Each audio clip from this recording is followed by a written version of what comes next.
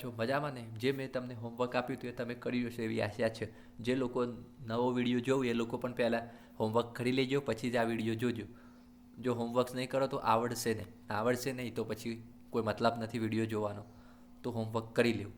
હવે આપણે વ્યવહારની બેવડી અસરનું જે હોમવર્ક આપ્યું હતું એનું આન્સર જોઈ લઈએ. પહેલો વ્યવહાર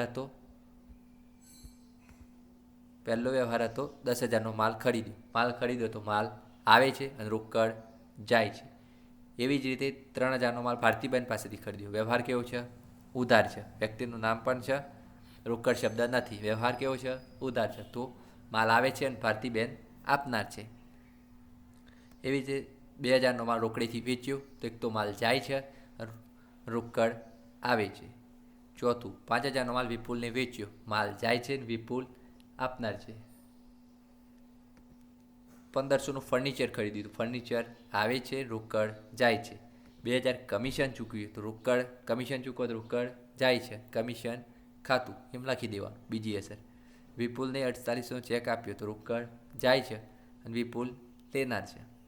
બેંક ઓફ બરોડામાં 10,000 ઉપાડ્યા તો રોકડ આવે. બેંકમાંથી પૈસા ઉપાડો તો આપણી પાસે રોકડ આવે છે. બેંક ઓફ બરોડા આપનાર છે. ભાડાના 2,000 ચૂકવ્યા તો રોકડ જાય છે અને ભાડાના ચૂકવ્યા. રણછોડે 5,000 મૂડીથી ધંધો શરૂ કર્યો તો ધંધો શરૂ કરવા મૂડી લાવો તો રોકડ આવે છે અને મૂડી વધે છે. આ મૂડી શું કહેવાય? આગળના લેક્ચરમાં સમજ પડી જશે, ના ખબર હોય તો. ડિવિડન્ડ મળે તો રોકડ આવે, ડિવિડન્ડ ખાતે જમા થાય.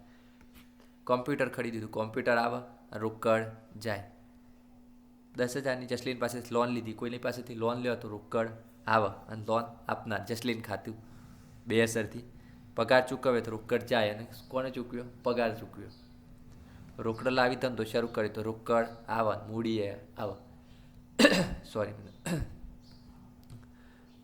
સ્ટેટ બેંક ઓફ ઇન્ડિયામાં ભર્યા તો રોકડ જાય, સ્ટેટ બેંક ઓફ ઇન્ડિયા લેનાર છે. 20,000ની ખરીદી કરી, રકમ ચેકથી ચૂકવી તો ખરીદી કરો તો માલ તો આવે અને રોકડ જાય. 42,000નું વેચાણ કર્યું, રકમ ચેકથી ચૂકવી તો રોકડ જાય અને રોકડ આવે. અંગત ઉપયોગમાંથી ઉપાડ્યા તો રોકડ જાય, ઉપાડ થાય. અંગત ઉપયોગમાં ઉપાડો તો રોકડ જાય આપણા ધંધામાંથી. બેંક વ્યાજના જમા કર્યા તો રોકડ જાય, બેંક વ્યાજમાં. ભાડું ચૂકવ્યું હોય તો રોકડ જાય અને ભાડાના ચૂકવ્યા. રમણીક પાસેથી લોન લીધી તો રોકડ આવે, રમણીક આપનાર છે. જાહેરાત ખર્ચ ના ચૂકવ્યા તો રોકડ જાય, જાહેરાત ખર્ચ. રોકડેથી ખરીદ્યો તો રોકડ જાય, માલ આવે. રાધાને વેચ્યો તો રોકડ જાય અને રાધા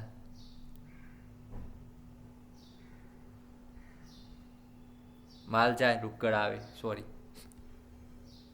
મીરા પાસેથી ખરીદ્યો, માલ આવે છે, મીરાનું ખાતું. ફર્નિચર ખરીદ્યું, ફર્નિચર આવે, રોકડ ખાતું. પગાર ચૂકવ્યો તો રોકડ જાય છે, પગાર ખાતું. રોકડેથી ખરીદ્યો તો રોકડ જાય છે, માલ આવે છે. ભારતીબેન પાસેથી ખરીદ્યો તો માલ આવે છે અને ભારતીબેનનું ખાતું. આ બધું જોતાં તમને એક વાત ક્લિયર થઈ ગઈ હશે. આમાં મેં બહુ સમજાવ્યું નથી મિત્રો, એના પાછળનું કારણ છે. આ તો પહેલાં બીજાના છોકરાઓ ના પણ તો પણ કહી દે, 2 અસર થાય. માલ ખરીદો તો માલ આવે ને રોકડ જાય. ઉધાર હોય તો વ્યક્તિનું નામ આવે. ક્લિયર થઈ ગયું? બસ આટલું વસ્તુ છે. આમાં કોઈ પણ રોકેટ સાયન્સ નથી, બહુ ભારે વસ્તુ નથી. આ રીતે 2 અસર તમે નક્કી કરતા થઈ ગયા, શીખી ગયા 2 અસર. બસ આટલું જ હતું.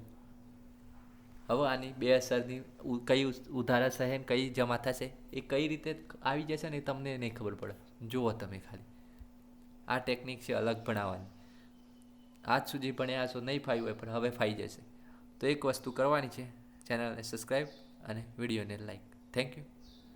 આગલા વિડીયોમાં મળીએ.